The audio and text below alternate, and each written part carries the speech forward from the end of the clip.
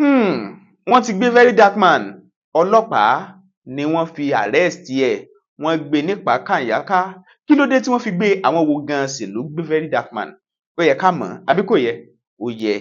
Torí ìdí èyí, nínú fídíò tẹ́ fẹ́ wò yìí, àwọn àlàyé ọ̀rọ̀ kan kún bẹ̀ fọ́fọ́.